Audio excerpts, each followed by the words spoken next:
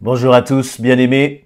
Je voudrais partager quelques pensées avec vous sur un sujet. Alors, je ne prétends pas faire là en quelques minutes une étude biblique sur le jeûne et la prière, mais juste aborder un aspect très particulier qui m'est venu en lisant un courrier que j'ai reçu de l'association Portes Ouvertes, qui est une association missionnaire d'entraide destinée aux chrétiens persécutés dans le monde. Je vous laisserai d'ailleurs en dessous de la vidéo un lien pour que vous découvriez leur site. Et dans le courrier qui nous est parvenu là, il nous est dit ceci: l'Église d'Afrique vous appelle à ses côtés pour stopper la violence. Je ne vais pas tout vous lire, mais juste quelques passages, et je crois que c'est très important. Nous qui sommes enfants de Dieu, de ne pas avoir constamment les yeux sur nos problèmes, nos soucis, nos difficultés, moi, mais aussi et surtout d'avoir les yeux tournés vers le Seigneur. Et lorsque vous avez les yeux tournés vers le Seigneur, vous avez aussi les yeux tournés vers ceux qui souffrent, ceux qui sont nos frères et nos sœurs en Jésus-Christ, ceux aussi qui sont persécutés à cause du nom de Christ. Je vous lis quelques lignes de ce courrier et puis ensuite, nous irons justement dans le passage d'Ésaïe 58. Tout d'abord, il nous est dit dans ce courrier quelques lignes: dans des pays comme le Nigeria, le Burkina Faso et le nord du Cameroun, des extrémistes islamistes font preuve d'une violence sans précédent envers les chrétiens. 16 millions de chrétiens sont aujourd'hui déplacés. Nombre d'entre eux sont persécutés pour leur foi. Ils luttent pour survivre dans des camps de fortune. Il nous est dit là, en photo, vous voyez le pasteur Barnabas. Je vous remontre encore la photo de ce pasteur avec son épouse. Il nous est dit que ce pasteur Barnabas, vous voyez en photo le pasteur Barnabas que nos collègues ont rencontré. Il est l'un des millions de chrétiens déplacés qui ont besoin de votre aide de toute urgence. Si vous vous promeniez avec lui dans le camp où il vit, vous ressentiriez son désespoir. Il n'y a que des chrétiens ici. Nous sommes là à cause des violences, dit Barnabas. Mais personne n'en parle. Nous restons dans l'obscurité. Comment vous sentiriez-vous si vous aviez été oublié? Il n'y a pas assez de nourriture, il n'y a pas d'eau courante, la chaleur est accablante et les maladies prolifèrent. Le pasteur Barnabas, sa femme, ses 5 enfants survivent dans une tente si petite qu'ils n'ont pas la place d'y dormir ensemble. Il est difficile de croire qu'une famille puisse vivre dans de telles conditions, et ce, depuis 4 ans. Il leur est impossible de rentrer chez eux. J'ai tout perdu, se souvient Barnabas. Les extrémistes ont détruit sa ferme et tué son frère et sa belle-sœur. Je vais m'arrêter là dans la lecture, mais pourquoi est-ce que j'ai lié ça à la question du jeûne et de la prière? Notre Église, nous sommes là en train de passer un temps dans une semaine de jeûne et de prière. Et ce soir, je suis tombé sur cette lettre, comme je vous l'ai dit. Et ça m'a rappelé justement ce que le Seigneur nous dit dans Ésaïe 58. Il va dire ceci: crie de toutes tes forces et ne te retiens pas. Fais retentir ta voix comme le son du cor. À mon peuple, dénonce sa révolte et aux descendants de Jacob leur faute. Ils me recherchent chaque jour. Ils disent qu'ils se plaisent à connaître mes voies, comme ferait un peuple qui accomplit ce qui est juste et n'a pas délaissé le droit que son Dieu a prescrit. Ils exigent de moi de justes jugements et veulent être près de Dieu. Verset 3. Que nous sert de jeûner si tu ne le vois pas? Pourquoi nous humilier si tu n'y prends pas garde? Au jour où vous jeûnez, vous traitez vos affaires et vous exploitez tous vos ouvriers. Vous passez votre jeûne en procès et querelle et en frappant du poing avec méchanceté. Ce n'est pas par des jeûnes comme ceux d'aujourd'hui que vous ferez entendre vos prières là-haut. Est-ce là le jeûne auquel je prends plaisir? Est-ce cela un jour où l'homme s'humilie? S'agit-il de courber la tête comme un jonc et de vous étaler sur le sable, le sac et la cendre? Pouvez-vous appeler cela un jour de jeûne que l'Éternel agrée? Le jeûne qui me plaît est celui qui consiste à détacher les liens de la méchanceté, à délier les courroies de toute servitude, à mettre en liberté tous ceux que l'on opprime et à briser toute espèce de joug. C'est partager ton pain avec ceux qui ont faim et offrir l'hospitalité aux pauvres sans abri. C'est donner des habits à celui que l'on voit nu. Ne pas te détourner de ton prochain. Alors, comme l'aurore, jaillira ta lumière.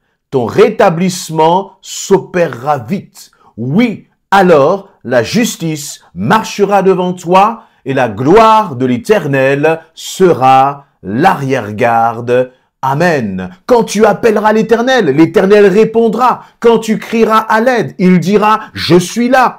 Si du milieu de toi, tu supprimes le jour de l'oppression, les gestes menaçants et les propos méchants, si tu donnes ton pain à celui qui a faim, si tu pourvois aux besoins de l'opprimé, la lumière luira pour toi au milieu des ténèbres et ton obscurité se changera pour toi en clarté du midi. Et l'Éternel sera ton guide constamment. Il pourvoira à tes besoins dans les déserts arides. Il te fortifiera et tu ressembleras à un jardin bien arrosé, à une source vive aux eaux intarissables. Les tiens rebâtiront les ruines d'autrefois et tu relèveras les fondements posés dans les siècles passés. Tu seras appelé réparateur des brèches et celui qui restaure les demeures en ruine.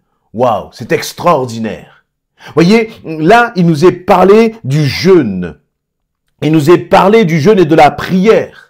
Et le Seigneur dit, le jeûne que j'agrée moi l'Éternel. Et c'est ce qui est important lorsque nous voulons passer du temps à part avec le Seigneur. Lorsque nous voulons vraiment chercher sa face. Ce n'est pas pour chercher notre propre intérêt. Ce n'est pas pour expliquer à Dieu quelle est notre volonté et ce que nous désirons qu'il fasse pour nous. Non, chercher le jeûne selon le cœur de Dieu. Le jeûne que Dieu agrée. C'est un jeûne qui est finalement tourné vers les autres. C'est un jeûne pour lequel le Seigneur dit, eh bien, là, vous cherchez ma face, vous cherchez mon cœur, vous cherchez ma volonté, et vous vous ouvrez en même temps aux autres. Vous êtes un sujet de bénédiction pour les autres. Mais ce que j'aime dans ces versets qui nous sont donnés là, c'est une bénédiction qui est très concrète. Partager ton pain avec ceux qui ont faim, offrir l'hospitalité aux pauvres sans abri, donner des habits à ceux que l'on voit nus, ne pas te détourner de ton prochain. Et vous voyez, bien-aimés, où je veux en venir. C'est que lorsque nous savons qu'il y a des frères et des sœurs qui sont persécutés dans le monde, il est bon de prier pour eux. Il est bon de se souvenir d'eux, que nous jeûnions ou que nous ne jeûnions pas, mais que nous les tenions dans la prière et que nous allions aussi plus loin. C'est que nous puissions, eh bien, donner financièrement. Voyez, par exemple, alors ça peut être à cette œuvre Portes Ouvertes, qui est une œuvre sérieuse, qui est une œuvre qui est reconnue, et donc où on sait qu'il n'y a pas de détournement ou de quoi que ce soit, mais que nous puissions bénir de façon concrète, même si c'est un peu, même si c'est 5 €, même si c'est ce que tu peux, mais je crois que c'est important. Et vous savez, ce qui se passe là, c'est que lorsque nous commençons à donner, Dieu agit. Et il nous est dit, si tu donnes ton pain à celui qui a faim, si tu pourvois aux besoins de l'opprimé, il va aller un peu plus loin, la lumière luira pour toi au milieu des ténèbres. Vous voyez, dans notre difficulté, dans nos combats, dans nos épreuves, la Bible est claire. Si tu t'occupes des autres, si tu aimes les autres, si tu prends soin des autres, alors le Seigneur prend soin de toi. Il va dire, la lumière va luire pour toi dans les ténèbres. Ton obscurité se changera en clarté de midi. C'est-à-dire que si sur ta vie, là, tu as l'impression qu'il est minuit, c'est les ténèbres, tu ne vois rien, tu n'arrives pas à t'en sortir. En général, face à ce type de situation, toute notre attention est tournée vers nous-mêmes. Nous prions, Seigneur, Seigneur, change-moi, sors-moi de cette situation, interviens. Et le Seigneur te dit finalement de chercher son royaume et sa justice. et tout le reste te sera accordé par-dessus tout. C'est-à-dire, occupe-toi du royaume de Dieu, occupe-toi des autres, et Dieu va prendre soin de toi. Et il va dire, l'Éternel sera ton guide, verset 11, constamment. Il pourvoira à tes besoins. Voyez, parfois tu te préoccupes tellement de toi, tu passes beaucoup de temps dans toutes sortes d'activités pour essayer de t'en sortir. Le Seigneur dit, hé, occupe-toi des autres. Et moi, je vais pourvoir à tes besoins dans les déserts arides. Si tu es dans un désert aride, tu sais ce qu'il te reste à faire. Ne pas tourner, de ne pas être auto-centré. Ça, c'est lorsque nous étions des gens, qui ne connaissions pas Christ. Maintenant, c'est différent. Les tiens rebâtiront les ruines d'autrefois. Tu vas être appelé réparateur des brèches. Les fondations vont se relever. Il y a donc une restauration, la gloire de Dieu qui est manifestée de façon extraordinaire. Si nous commençons justement à prendre soin des autres. Et finalement, qu'est-ce que cela démontre, le fait que nous puissions commencer à prendre soin des autres alors que nous sommes dans la difficulté, alors que nous sommes dans l'épreuve? Eh bien, c'est tout simplement, cela démontre que nous sommes confiants et que nous avons placé notre confiance dans le Seigneur. Parce que lorsque nous courons à droite et à gauche, en panique, à chercher toutes sortes de solutions, c'est parce que nous ne faisons pas suffisamment confiance au Seigneur. Mais celui qui fait confiance au Seigneur va dire, Seigneur, moi je m'occupe de ton royaume, je m'occupe de ces bien-aimés-là peut-être qui sont dans le besoin, parce que je sais que toi, tu prends soin de ma situation et je n'ai pas à m'en préoccuper. Veux-tu que je te dise une chose, mon ami? La réalité, c'est que tu n'as pas à te préoccuper de ta situation. La parole nous enseigne, ne vous inquiétez de rien, mais faites connaître à Dieu vos besoins. Ne vous inquiétez de rien, c'est ne vous préoccuper de rien. Mais préoccupez-vous du royaume de Dieu. Préoccupons-nous du royaume de Dieu. Et de façon, encore une fois, extrêmement concrète et pratique. Et la réalité, c'est que je crois qu'il y a toujours, au moins un petit peu, que nous pouvons accorder pour bénir quelqu'un d'autre, pour bénir des familles telles que cet homme, ce couple, cette famille-là, Barnabas avec son épouse et ses enfants et bien d'autres encore. 16 millions de chrétiens persécutés, qui ont tout quitté, qui ont dû tout abandonner parce qu'ils ont refusé de renier Christ. Alors nous qui le pouvons, nous qui sommes dans des situations plus confortables, faisons en sorte de bénir, et c'est cela que Dieu va agréer. C'est cela qui va réjouir le cœur de notre Père. C'est cela le jeûne que Dieu agrée. Voyez, parfois, dans le jeûne et la prière, on va se poser beaucoup de questions sur combien de jours je vais jeûner. Est-ce que je vais faire le jeûne de Daniel de 21 jours? Ou est-ce que je vais faire le jeûne d'Esther? Ou est-ce que je vais faire le jeûne de ceci, le jeûne de cela? Et qu'est-ce que je ne vais pas manger? Et de quoi est-ce que je vais me passer pendant ces quelques jours, etc.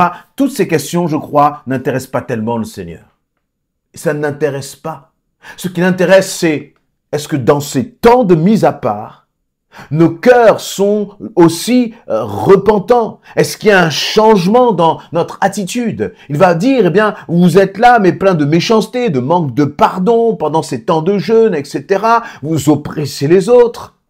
Est-ce que pendant que tu es un temps de jeûne, on sent aussi, eh bien, en toi, cette douceur, cette dimension de pardon? Pendant que tu jeûnes là, c'est la bonne occasion, justement, pour aller pardonner et pour demander pardon d'une façon sincère. C'est une bonne face, c'est un bon moment, un moment favorable pour chercher la réconciliation, pour chercher l'humilité, voyez, pour chercher vraiment à ce qu'il y ait un changement, une transformation de notre cœur. Dieu n'a pas besoin d'être changé, c'est nous qui avons besoin d'être changés. Dieu n'a pas besoin d'entendre ce que nous avons à lui, conseiller. Il n'a besoin de conseils de personne, il sait exactement ce qu'il a à faire et c'est nous qui avons besoin d'entendre de lui. Voilà un jeûne que Dieu agrée. Et bien aimé, encore une fois, je vous mettrai sous cette vidéo le lien vers cette association Portes Ouvertes afin que, eh bien, librement, vous puissiez bénir, encourager une famille qui en a besoin. N'hésitez pas à partager aussi cette vidéo, à relayer ce lien afin que l'impact soit le plus grand possible pour ces bien-aimés qui sont persécutés. Amen.